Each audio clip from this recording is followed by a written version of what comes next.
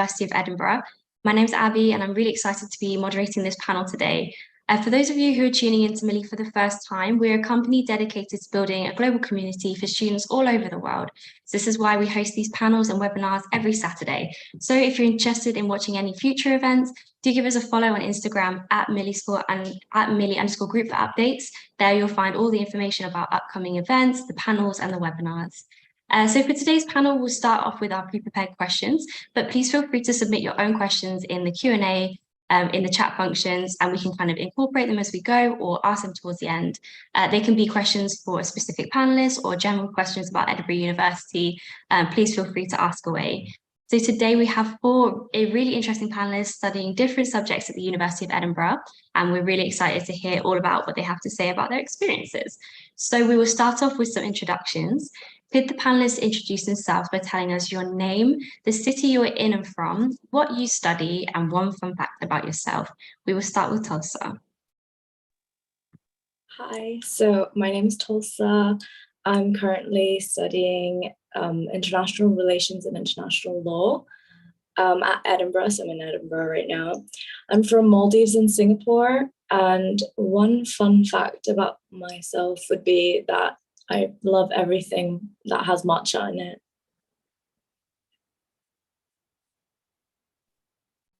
Hi, so I'm Erica. I study business with decision analytics.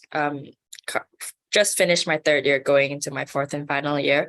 I'm currently in Malaysia, which is where I'm from, Kuala Lumpur. One fun fact about myself would be I can speak 3 languages, I guess, and currently working on 2 more dialects, not languages. Hi, I'm Izor. I study economics and politics, and I've just finished my second year at Edinburgh. I'm French, but currently in Edinburgh. And one fun fact about me is that I've actually never lived in France. I'm Fiona Miller. I'm studying international relations. I'm from the US, so I'm in Chicago, home for the summer. And one fun fact about me is I'm a diehard F1 fan. Thank you. There's some good fun facts. I'm glad to hear all of those. And we will start with some application questions, kind of the first stage when you go to university. There's so much to think about, especially as often you kind of apply to many universities before you make that ultimate decision. So I'd like to start with the first question. Why did you apply to the University of Edinburgh? And did you have any other options at the time that you thought, you wanted to apply to as well? But why did you decide on the University of Edinburgh over the others? Okay, so I decided to apply to Edinburgh because I really liked the degree program. I actually applied to sociology and politics, so I have switched to my degree. But I just liked the fact that it was flexible and that I could try different electives. And obviously I have switched my degree, so it was a very good decision for me. And I wanted to go to the UK in general. So actually Edinburgh was my only Scottish university. And then I applied to like social sciences and IR courses in London. But I ultimately ended up with Edinburgh just because I think I liked the 2 things. It was flexible and that it let me really explore what areas of social sciences I was most interested in. So yeah. For me, I had other universities as my options as well. I had, I think Manchester University and UCL. Ultimately, I chose Edinburgh Uni was because I had visited Edinburgh a while ago and I really liked the city. So that played a major part. And I actually applied to 2 different degrees in University of Edinburgh. It was this one and psychology with business. And then ultimately, actually, no, it wasn't this one. It was a different one and I switched. So it shows that it's quite, like she said before, it's quite flexible and that you have time to go and figure out what you really want to do. So for me, I first applied to Edinburgh because I don't know, I didn't purposely pick it. I was just like, yeah, why not? Let's put it as one of my 5. And then my decision, my last decision ended up being between King's and Edinburgh, and I wasn't really sure which one I wanted to go to, but I ultimately chose Edinburgh because of the city. I didn't really want to live in London, and Edinburgh is a good middle ground for a city and a campus. It's not too far, like not that much transportation. And I initially applied for politics, and then I switched my degree at the end of my first year because I took econ as an elective and I really liked it.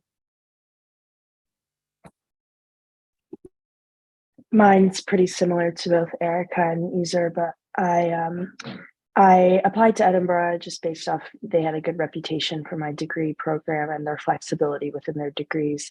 And I was between Edinburgh, University of Glasgow, and other schools in London. But the city, it's something I really enjoy. It's quite a manageable city. It's not too overwhelming, especially for an international student. Going into London, I think would have been a bit over my head. So Edinburgh, like Izor said, was a nice middle ground. It had a campus, and the city itself is pretty hard to beat. Thank you. You've all mentioned kind of switching and having the option to do electives, which isn't always the case in a lot of UK universities.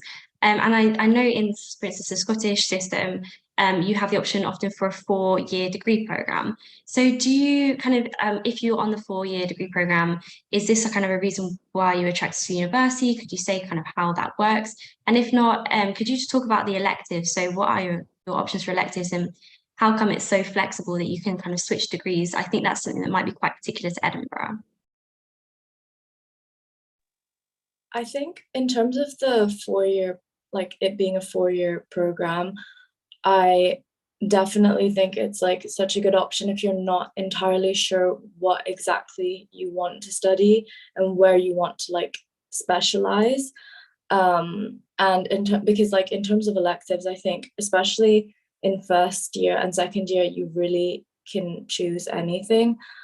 I don't really like, I can't really say because I never really looked out of humanities. So I was always looking within like the School of Humanities and like, you know, like I did international law in first year. But then this year I did, as an elective, I did modern China and literature and film. And it's just like, it's very different. And I think I really enjoyed that because also sometimes it's like nice to do subjects that aren't necessarily related to like international relations and law and still like be able to learn and, you know, enjoy yourself while you're learning. So, because I think that's important, because as much as it's like, you know, you're doing a degree, you also should like be enjoying what you're doing. And I think that's why I didn't choose my London unis, because if I had stuck to what I had done and then like I didn't have the option to do anything else, I think I would have been a little bit maybe frustrated or just didn't enjoy myself as much. So yeah. I think for a business degree, at least, you have opportunity to switch within like the business. Like there's multiple, like that, for example, there's business with marketing, there's business with innovation and entrepreneurship. So there's a lot of space to actually move. I knew people who switched more than once actually, just to decide like where they really wanted to go. And for in your first and second year, like she mentioned before, your electives can be anything. And I think that's something that's really good, because then it's just, you're not just from day one just focused and you as if you know what you want to do for the rest of your life, but you're able to explore and then really try out different subjects that you might not even think you like, but then you find out you like, and then you can just adjust your own program to how you see yourself wanting to be like in the future. I mean, a 4-year degree to me meant that I could do something I wanted. I don't think I could have gotten into the University of Edinburgh in the first place with economics, because I didn't take econ as a higher level at IB, and that's like a requirement. So taking it as an elective and like following the course in first year that was mandatory for people doing econ meant that at the end of first year, since I got the grades, I was able to switch. And since I'm now part of the School of Economics and the School of Social and Political Science, I get options from both schools. And since it's a 4-year degree, you get more leniency within options. So I've like gotten to do like business elective, finance electives. I also did international law in first year.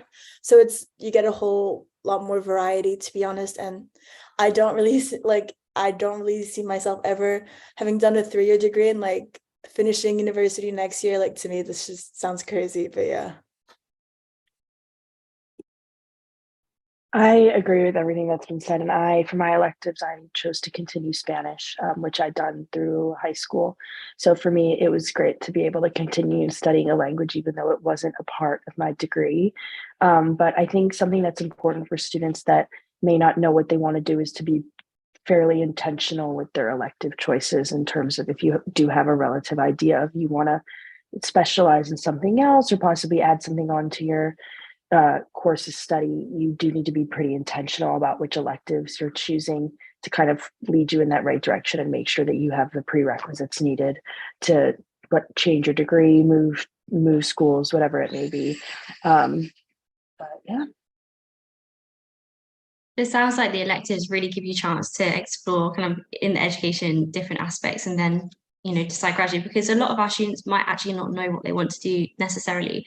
And it can be really good to have that option to try a few things and see what fits best. I'll move on now to kind of academic section. So we want to hear all about your courses and what they're like and what you do. So I'd like to know, how is your course structured each year? Because I imagine from first year through to final year, it could maybe vary, or maybe the structure is similar, but the projects are different. So yeah, how is your course structured year on year? What could a student taking your course maybe expect? Okay, so in terms of my course, in terms of my degree, I'm just gonna discuss it as if I was doing international relations and international law from the beginning, because I did take the electives and everything. So in first and second year, there's like a 60-40 ratio for law and IR.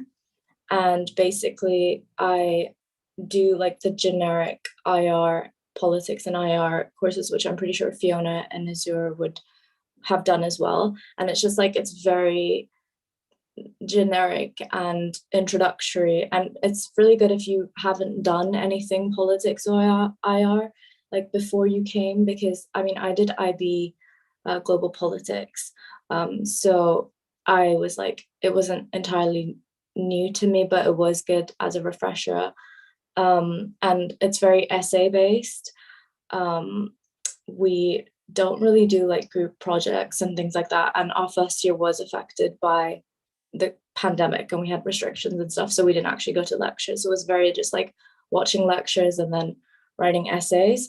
And for law it's similar, except a law I felt like had a lot more reading, so international law is what I was doing. And then in second year I've done public law and Scottish legal system, which is like just about law in the UK and specifically in Scotland, and it's just a lot of reading, a lot of essay writing. But yeah, I think I did enjoy the fact that it's 60-40 law and IR, because I do prefer the IR part of my degree. And that's why I didn't go into law in the beginning, but it is good because I do like international law. And yeah, but yeah, I would say that's how my degree is structured. For my degree, because I went from a business, like a degree within the business school to another degree in the business school. So how I saw how it was in first and second year, every single year all the way to fourth year, you have mandatory subjects. So there'll be subjects that in first and second year will be more the foundation type subjects for your specific degree. So for example, when I entered university, it was for a degree called Business with Strategic Economics. So which means in first year, mandatory subject for me would have been economics. And our courses are structured, well, for the business school, it's more 40 credit or 20 credit courses. So in a year, you do about 120, and the 40 credit courses would go through both semesters, and then the 20 credit courses would be per semester. And it's about, I would say you have maybe 2 to 3 subjects per semester, depending on whether it's a 40 or 20 credit course. And per semester so far, what I've experienced is there is one course where it's an elective, and that goes all the way to fourth year. Obviously, in third and fourth year, more focused on business electives, whereas in first and second year, you could do like a language, or you could do something from a totally different school. Other than that, I think it's quite similar to everything else she's mentioned so far. Obviously, we don't have like a breakdown between different things because it's all within the business school. So, yep, that's about it, I think.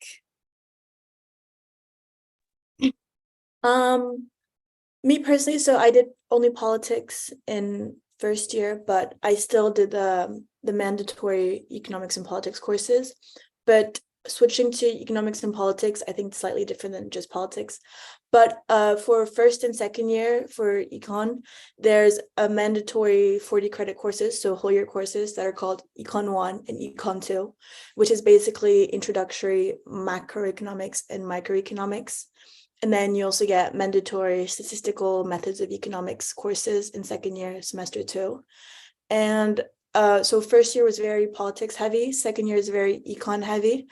And but next year I still get mandatory econ courses, whilst I don't have any mandatory politics courses. So I get to pick whatever I want, which is pretty great, to be honest. And I personally think I enjoy the politics side more of my degree because it's just more relaxed, because econ is very, very exam based. It's like almost 100% exam based, and there's very little group work and very little, well, anything else. And whilst politics is more essay based, which I prefer personally. So I just do IR, so I have quite a lot of flexibility within my single degree. And IR is very, very essay-based. So normally your grade's comprised of a midterm essay due halfway through the semester, and then a final essay at the end of the semester, usually in more of an exam setting, as opposed to the first one, where it's normally like a research essay or something along those lines, which definitely was an adjustment coming out of high school. But it's very easy to prepare, and they give you access to all of the materials, especially coming into your lecture. You know, you have access to all the readings, mandatory and optional readings. And normally you have 2 lectures a week, and a tutorial is how that's structured for the majority of my international relations courses. So the tutorial is great to kind of bring together what you've talked about from the week prior, and make sure you fully understand it going into the next week. Thank you. You touched upon exams and how kind of the course is assessed. I think that's a really good kind of point to go on to, because it can really depend on which course you do. And in some courses, you sometimes get to choose whether you are assessed by an exam or by an essay, for instance. So maybe Fiona, you kind of touched on this already, feel free to expand if you have more to say, but for the other courses too, how are your courses assessed? And when throughout the year would that be? Is it maybe once a term? Is it a few times a term? What does that look like, your assessments? And how are they weighted as well? Okay, so in terms of, for law, and I'm pretty sure this goes for all law courses, if not at least 90% of law courses, everything is 100% exam based. So every single course that I've done, so I did international law 1 and 2, and then public law and SLS, so Scottish legal system, they're all 100% exam based. And in terms of the law courses that I will be taking in 3rd and 4th year, they are looking to be also the same. And I guess that is something that, I mean, you should be aware of going into my degree or anything law at the University of Edinburgh, because if, you know, exams are not something that you're comfortable with and you'd prefer to do essay-based or like other sorts of assessment-based exam, like forms of assessment, then law might not be exactly what you want to do. But it is good in the sense that means that throughout the year, like, I don't have midterms, which is how the IR part of my degree looks like. I think because when I did sociology as well, and other electives in the School of Social and Political Sciences, most of them tend to have like a midterm and a final. sometimes it's 50-50, sometimes it's like 60-40. And from what I've seen most of the time, it's like your midterm is normally the one that's 40%, and then the final one is 60%. But yeah, I think in terms of with the IR part of my degree, we did do one mandatory statistics course, and that was the only one where I felt like the assessment style was very different to how it was adjusted because of a lot of different circumstances, but like we had to do like, that was the first non-essay that I really did, because we had to do a lot of like statistics and stuff like that. And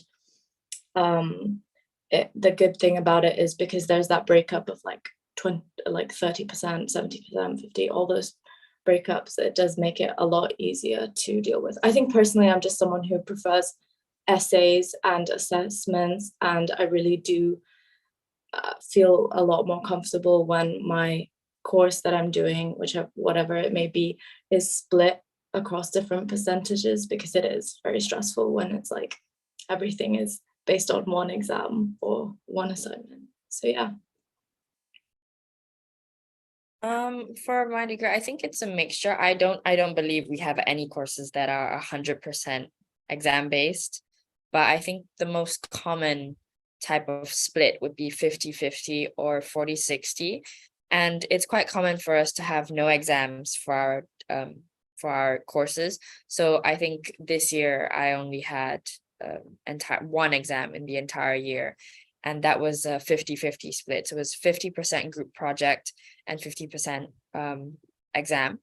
And while I do think that we write quite a lot of essays as well, especially for more theory-based courses, most of the time the midterms and the final are both essay-based. We also do have quite a bit of group projects.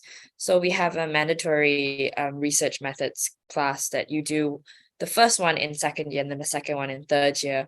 That one is more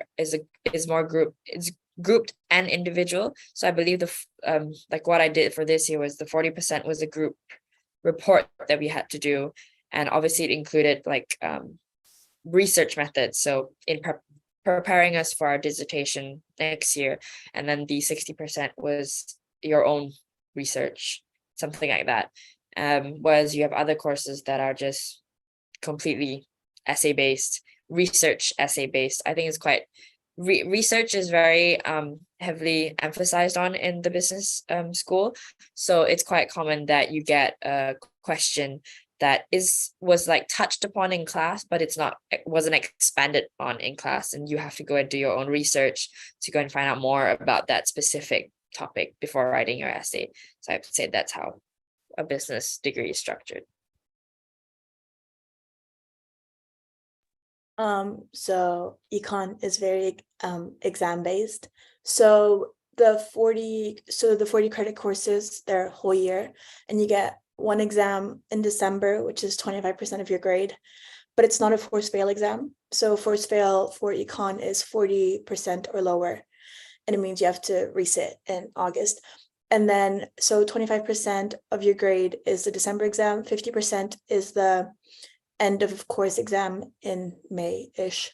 That's 50%, and that's a force fail. And then the rest is usually 2 group works in year 1, and then 10%. I don't really know if that adds up, but anyways, something like that. And then it's participation.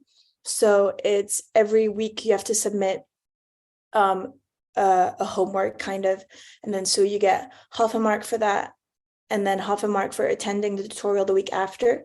And if you don't do both of those things, you don't get the mark for that week.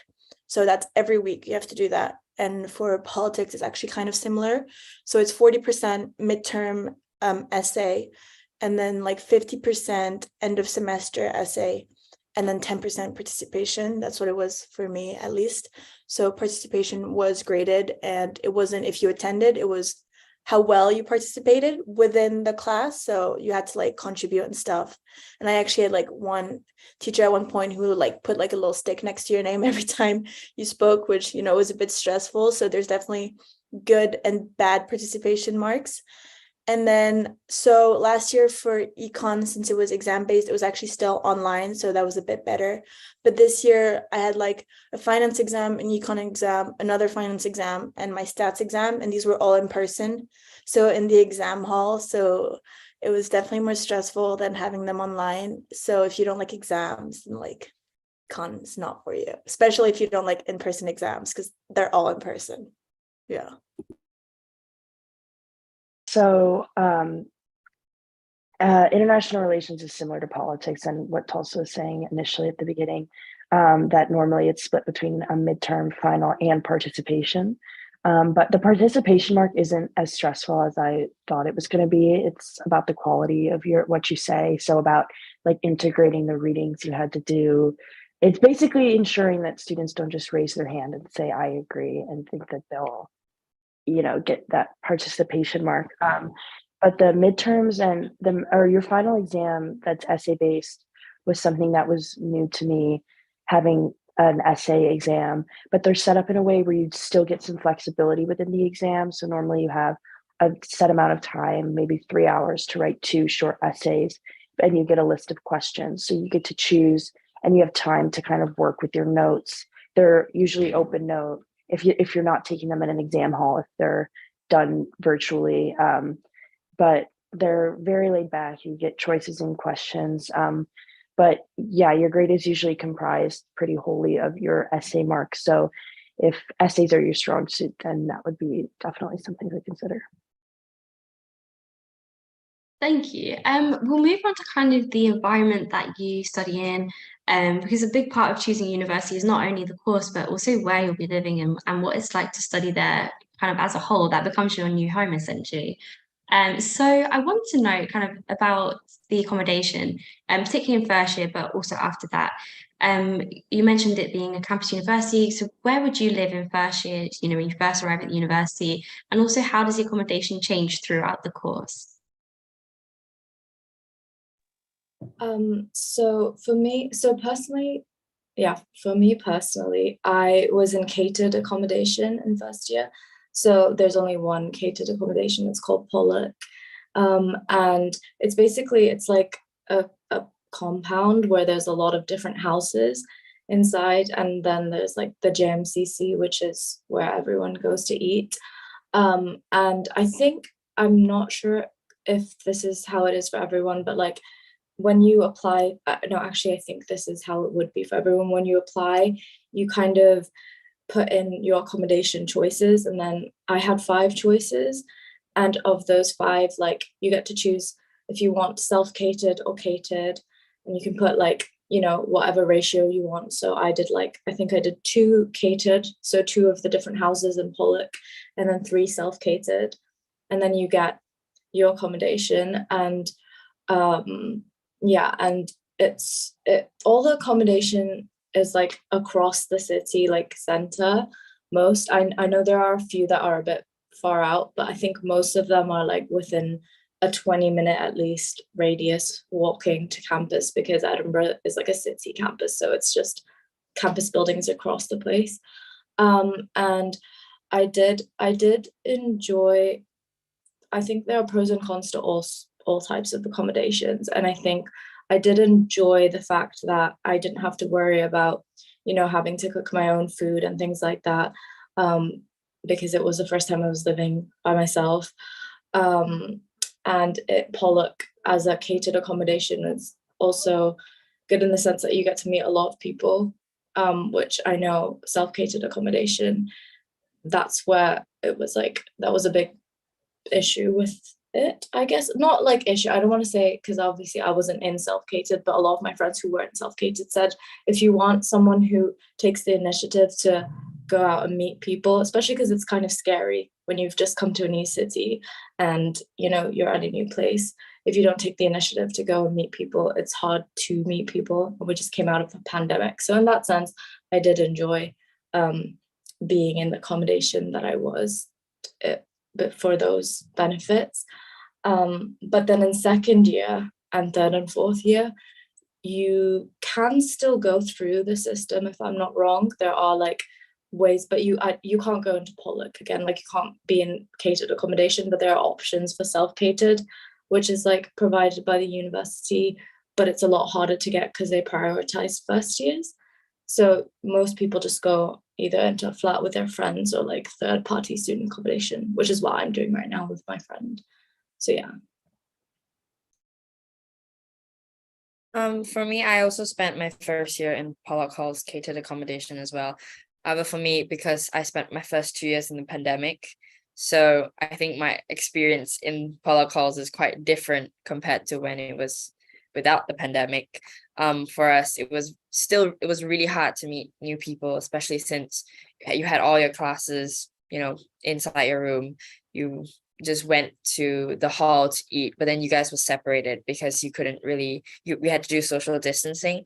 So for me, I wouldn't say I didn't enjoy Pollock Halls, but I also wouldn't say that I enjoyed it because it was quite lonely. But I did not spend the entire school year overseas because since the pandemic and everything. So I believe I went to Edinburgh a bit later in the semester and I came home quite early as well.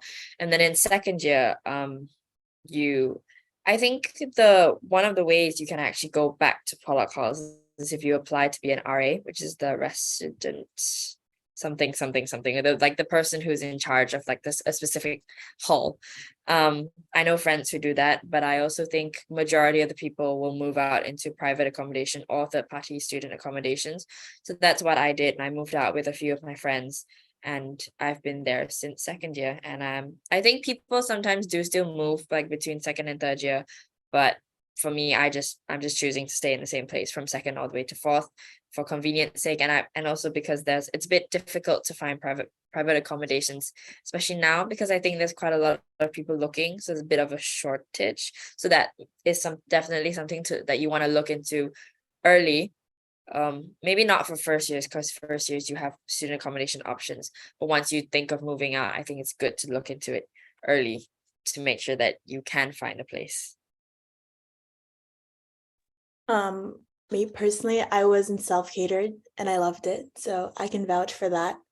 I was actually in this accommodation called Kincaid's, which does have a reputation of being more of a party accommodation, I'm not gonna lie, because it's on Cowgate, which is a street in Edinburgh with lots of bars and pubs. So if you do want some late night music from your accommodation, it's great. But it also gets really loud. But there's options in Kincaid's for 3 people, 3-bed flats, 4-bed flats, and 12-bed flats. And I was in a 12-bed flat, which I know sounds a bit crazy because you all share one kitchen and like 4 toilets, 3 bathrooms. I'm not sure, something like that. And I loved it. I got to meet lots and lots of people. And it's like you're in a big block, so you always just run into each other. Everyone just like plans like gaffs, which are just parties, in people's like living rooms, I guess. It was allowed, just to precise, it wasn't illegal.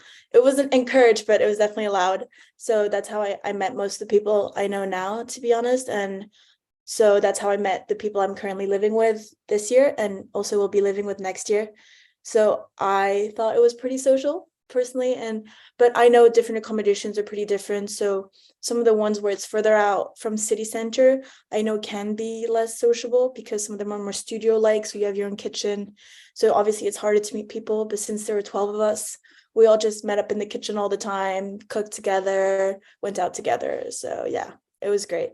But self-catered can definitely be a bit harder if your planning isn't great because you do have to cook for yourself. So yeah, it's definitely a choice. And I initially applied to 3 catered and 2 self-catered. So yeah, but I ended up loving it. Yeah. I was also in self-catered and I was in Bray House, which is a bit outside. It's like out near Hollywood Park. So it's a bit outside the city center, but I loved it. I was in a 9-bed flat and I'm still living with some of the girls that I met in first year.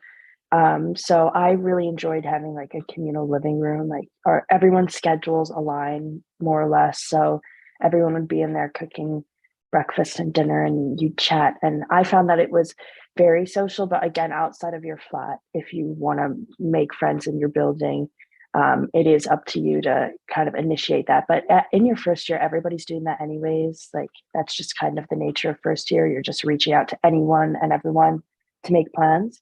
But I really enjoyed the element of cooking for myself as well.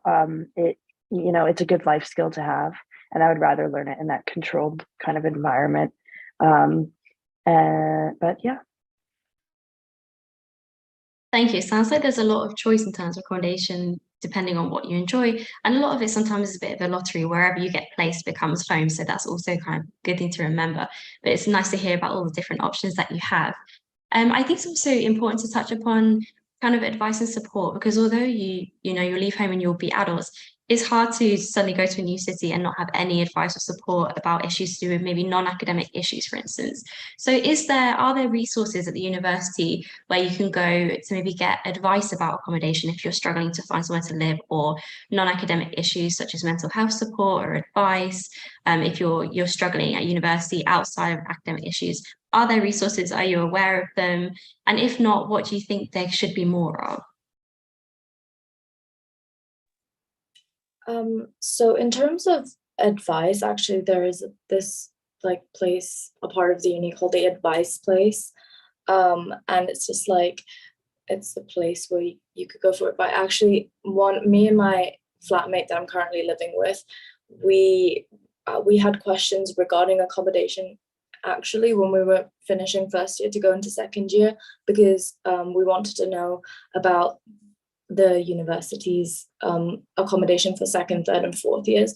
And we did go there, and like they do answer questions and stuff. But I also do think that a little bit of like an issue that I've personally faced with Edinburgh is communication, in the sense that like it's sometimes hard to find things unless you look. Like if you're looking for it, you'll find it, but not necessarily is it there for you to like see. So there are a lot of different things. And there's also, for mental health, they do have a university like counseling department, like not department, but like there's the uni counseling, which you can go for. And I actually did do the uni counseling. And a good thing about it is that they give you a free 4 to 6 sessions the first time you try it. And based on my experience and this experience that I know a lot of people who also did it had, was positive. And it's good that it's there, and it's like there's so many different options for how you want to do counseling, whether you prefer like in person, online, over the phone, video call. Like in that sense, I think it's really good. So with mental health, there, if it's not to an extent where like you're facing something that really is impacting your life a lot, because I went for a certain issue, so it was helpful in that way, but I don't want to say that it's like the best option and the perfect option for you, because that's like a very individual thing. But there are things that the university does provide, like advice when you need it and counseling for certain situations. But I would say that like communication wise, it is very difficult, and you do need to take a lot of initiative to find these things, to contact these people. And I do think a very important thing to know if you come to Edinburgh is that there's USA, which is Edinburgh University Student Association, which actually I feel like sometimes is more supportive in many ways than the actual university. And I think that's the point of it being there, because it's for students, and there are like resources that you can get through USA, and like information you can get through USA. And personally, because I'm a part of societies that are connected with USA, I know a lot about it. But if you're not, maybe you might not know that much about it. So like I said, the biggest thing is probably you need to take a lot of initiative and like find the resources, but they are there and effective to different extents depending on what you want. So yeah. I think she's covered like pretty much everything that the university offers. I think another thing I could say is University of Edinburgh, students still utilize Facebook groups quite a bit. And I think if you, well, like she said, you have to take initiative to go look. But if you go and look, there's quite a few. You can ask maybe like seniors or other people facing the same issue on Facebook. You can connect with them, and then you guys can work together to find a possible solution. Sometimes there are people who go on Facebook and they shoot a question and they get answers, or they know a specific resource that's available, but many people might not know about it, and then they'll share about it, and then you can find it and you can go with that. I think we also have like a student support office.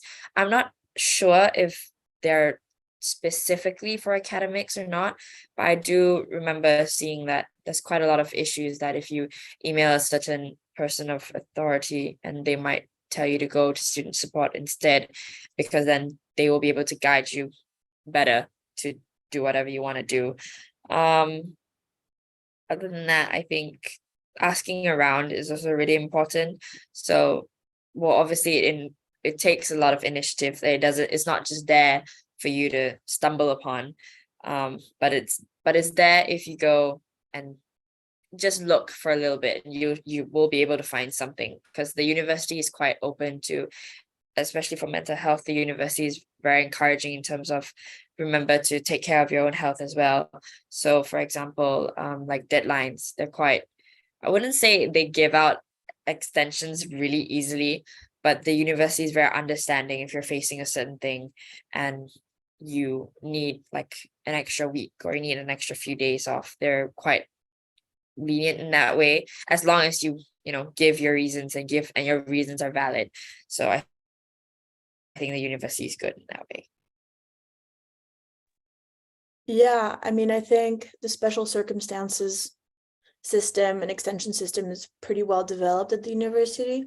So in first year, at least for current second years, we all got allocated like a tutor, private mentor, whatever. And like they're usually used for academics, but mine was really good and also directing me and with anything I needed. If I needed more time for something, if I needed help with anything, she was pretty knowledgeable with like the university resources. So I think she's probably not the only one. So you can always ask your tutor first if you need something or guidance. And I know for accommodation, the university has tried to be more proactive just because they've gotten a little bit of backlash for not helping much. But so I've received like lots of emails recently being like, help for accommodation. And I know there's like university provided accommodations through a system called Domus, which I personally haven't used, but they provide really like decent, cheaper accommodation, which they help you get really easily, which some of my friends are with and they really like. So there's definitely like different pathways which you can go through if you are struggling. And I know they're not all obvious, but there is like a lot there, I would say. I mean, everyone's been pretty comprehensive, but I recently this year there's a difference between extensions and special circumstances. And extensions, just a specific, it depends on your school. For the School of Social and Political Science, it's a week. So if you apply for an extension, you get an additional week to work on your paper. And that can be for like a minor issue, if you're sick, if whatever, something small comes up. And then special circumstances is intended for a prolonged issue that's affected your ability to get your university work done over a long period of time. So I applied for special circumstances this year because I had a concussion and was unable to be on my be on screens and do uni work to a full capacity. So for me, that meant that they came up with a specialized plan in terms of how I was going to get my work done, and as well as I didn't have due dates. So all of my essays and things like that, I just had to submit by the time that they were returned for feedback. So the university was very understanding, and they made sure that when I told them what was going on, that they pointed me in the direction of somebody else that could help me. Sometimes it is kind of like a wild goose chase where you reach out to someone and they direct you to someone else who directs you to someone else. So again, as we've all been saying, it is about taking the initiative and being proactive, and advocating for yourself. But it's a really important life skill to have. So and those resources are all there, and they're usually very good.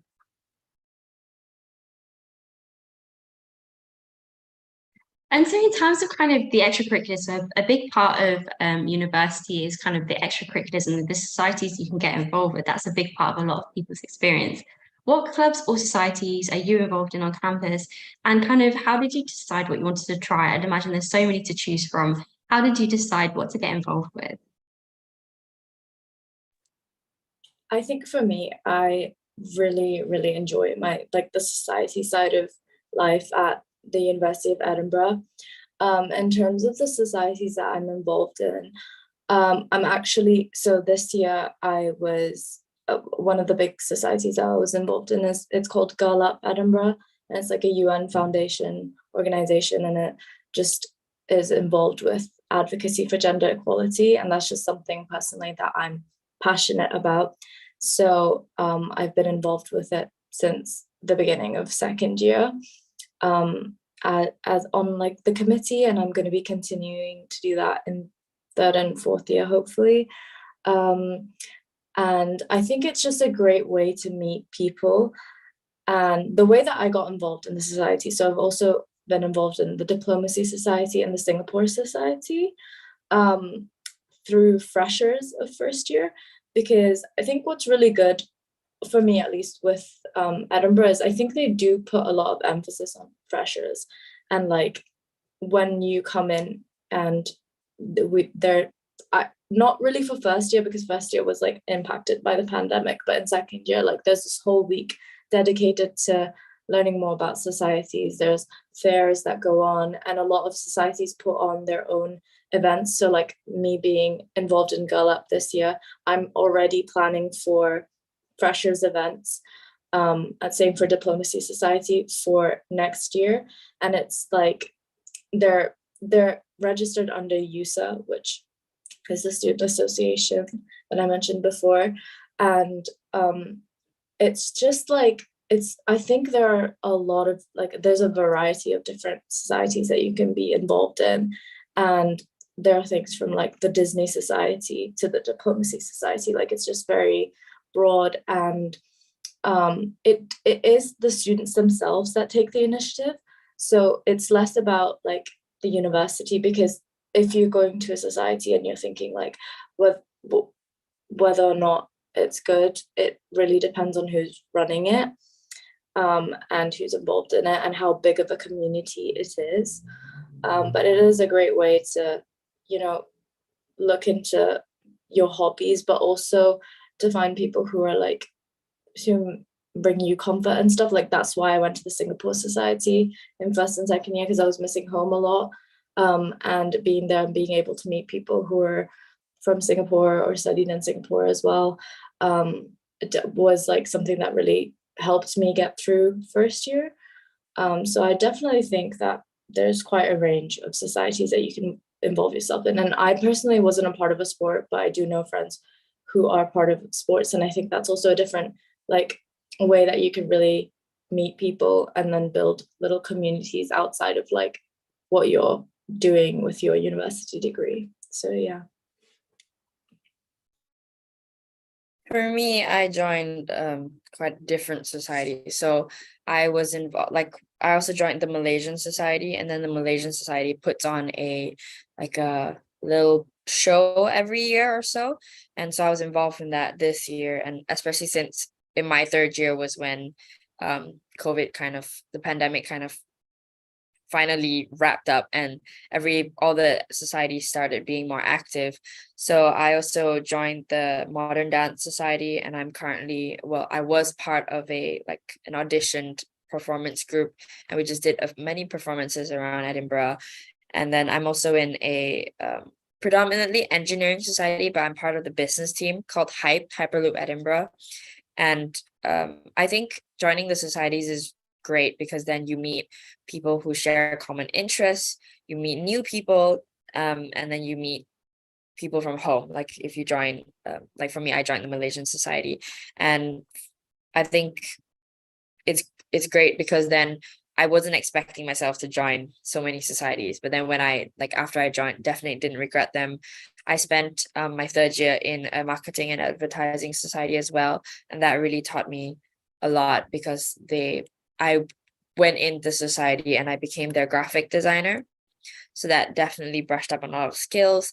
And I'm gonna stay on in the societies that I've currently joined. And I think it's also a good opportunity to grow your enhance your skills, your passive skills, and grow as a person.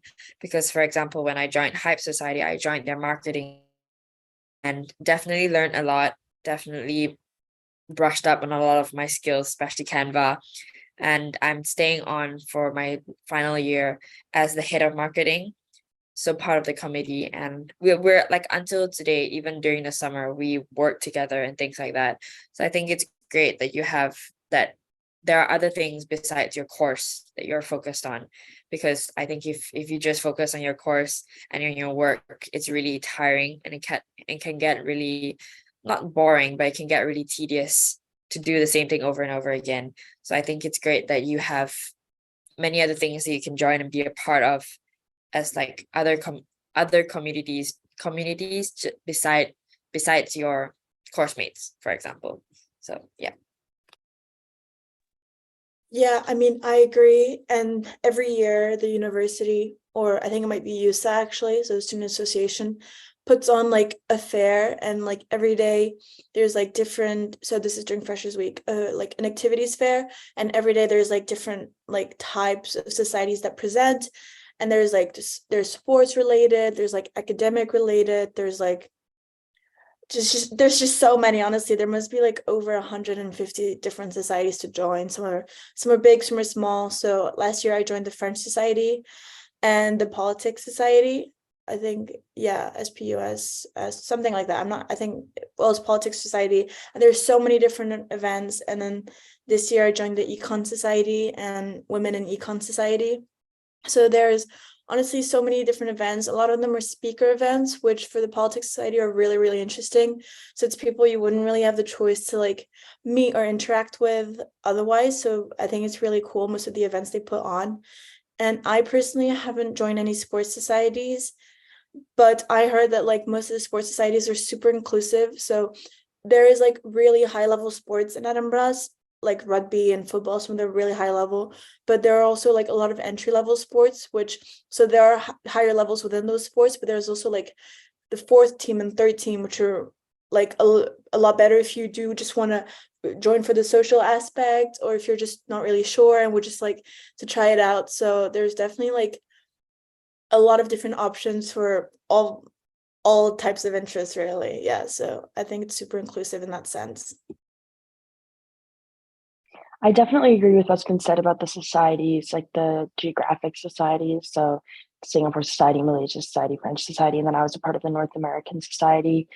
And they do a lot of different events, and it's great when you're homesick to have that group of people also from where you're from, usually experiencing similar feelings to you. So the North American Society put on a Super Bowl viewing party at the Student Union, which was really fun. And then I'm also part of it, the Edinburgh Political Union, and they do great speaker events. So like I went to one from an Irish parliament member who was discussing like Irish economics. So it's just, you get such a wide variety of things. And it's really good to kind of diversify your interests, your friend group, and your skills. Thank you. Sounds like there's something for everyone potentially within the societies, and it's a great opportunity to really, as you say, extend your studies or your learning outside of your class. We've got a student question that's actually really good to bring in here, because you mentioned kind of feeling homesick and things like that. The student question is, are there many international students at the University of Edinburgh? And I'd also kind of add on to that. Do you think the experience as an international student differs to the experience of a home student? If so, kind of yes or no, how do you think? But yeah, are there many international students, and does the experience differ at all? I think there definitely are a lot of international students. For me, though, I think it really is relative, because I lived and grew up in Singapore and I went to an international school. It was something that I was kind of used to, and it was actually hard for me to find people who were, well, I am from Maldives, and like there is literally no other Maldivian that I have met, because it's just a small place. But like in terms of Singapore, to find other people who like are from Singapore or studied in Singapore isn't it isn't that easy, but isn't hard either, in the sense you would see people, you will find people, you will meet people, but it's relative to where you've come from as well. And but like there is a great community, and a lot of my friends are international school students, because it's like, you know, we've had like just similar experiences, and we're able to find each other in first year because we connected on those things. But I think in general, compared to other UK universities like that my friends are in across the UK, Edinburgh is pretty international, and the experience compared to like home students, I know especially when I lived in Pollock, a lot of people who are native to the UK kind of already had friends coming in, whether they were like coming from like Scotland or from different parts of the UK. They had already like created these friend groups and kind of knew each other, whereas as an international student you go almost knowing like no one, or at least maybe one or two other people. But like, yeah, I would say in that sense it maybe is a bit harder to find and connect with people, but that also depends on what kind of a person you are. So I think I'm someone who like really enjoys making friends and meeting new people, and that's why it was easier for me to find a lot of different people. And I lived in Pollock, which up speeded that up a little bit for me more. And I think, I'm not sure if this happens every year, but like for our year, we had this like Instagram page where a lot of people were meeting people through that and introducing themselves. So yeah, that's what I have to say. I think there are quite a lot of international students in University of Edinburgh. In the business school, you meet, like when you have group discussions, for example, and then you get to meet all your other classmates, you meet people from literally all over the world. And so yeah, I think there are a lot of international students. And as an international student myself, I think coming from Malaysia, I was lucky enough to meet quite a few other Malaysians as well. I didn't know them before going to the UK, but then I met them in the UK. And then it's good to have your own, like you manage to find your people that you are able to connect with quickly. And not to say that making friends with other people, other nationalities isn't a thing, but sometimes it's easier if you're homesick, or if you're, feeling particularly missing home. It's good to have people that you can connect with, even if it's not necessarily from the same country. Like I've met other people from Singapore as well. Singapore is really near Malaysia. So I've met people from Singapore. I've met people from other Asian countries, and we connect to things like food. And I think not just the university, but Edinburgh City itself is a great place where you can connect with many other people. And even meeting people who don't share the same culture background as you is a great experience, because then it applies to the rest of the world. I grew up only knowing Malaysians. I barely knew any other people from any other part of the world. And so coming to university and then seeing all the different cultures is also a great learning experience. My accommodation wasn't very international, to be honest. So most of the people I'm like currently friends with aren't international students. And I personally didn't really seek to be like particularly seek international students. So I kind of just stayed within my accommodation, which is mostly people from the UK. But I would say that there are like a lot of international students. I know a lot, and I am friends with them. But so like people from the French Society, like yes, they are international, but I came from like Asia, which is a whole different kind of international, I would say. Like people from international school compared to like people who went through the French system. So I just have less to relate to them. So I'm not particularly friends with any French people, but there are like people from my school in Vietnam that are at Edinburgh right now, so I'm friends with them. But there are lots of people, but maybe not in my accommodation that I was in, so not my closest friend group. I found that there were a lot of international students, and the majority of my friends are international students as well, kind of from everywhere. So I think most of it was through accommodation, and then through, they would bring their friend and gradually you just kind of build on. So I had no problem feeling at home, meeting people from where you're from or from other places. I was actually quite surprised at the number of international students, especially in my course in particular. Thank you. We have time very quickly for one last question. I'd like for you to sum up your experience in Edinburgh so far in 3 words each. It's kind of what you think of Edinburgh, how it's been, how you felt there. 3 words to kind of describe your experience so far.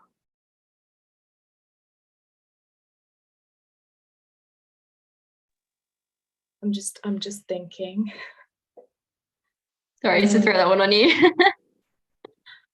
I think it has definitely been, I think 3 words would be challenging, enlightening, and warming in the sense that like the feeling of warmth.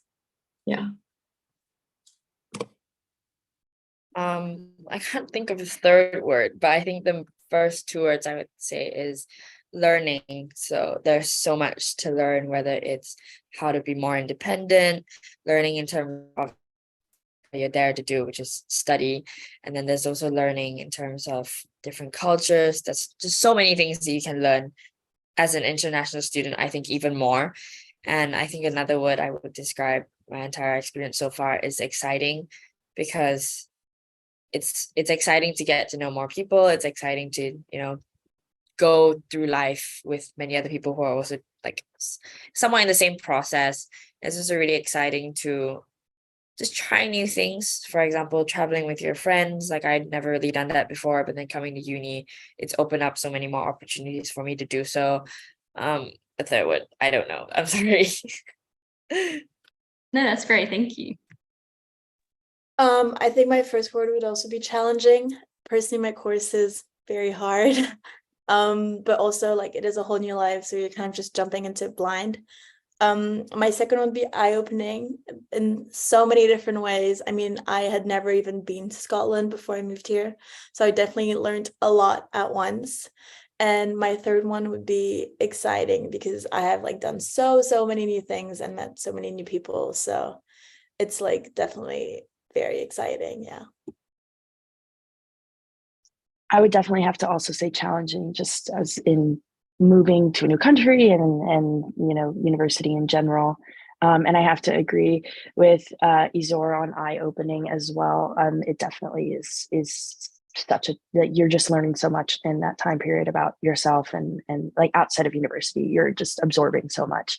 And the last one would be fun. Edinburgh is a really fun city, and the nightlife, student life is great. So definitely take advantage of it. Thank you so much. We're at the end of the time of our panel today, but thank you so much for our panelists for joining us. It was really interesting to hear all about your experience, not just academic, but everything that comes with it when you go to university, and particularly kind of in the Scottish system or the UK system. It's really interesting to hear about how that's been for you.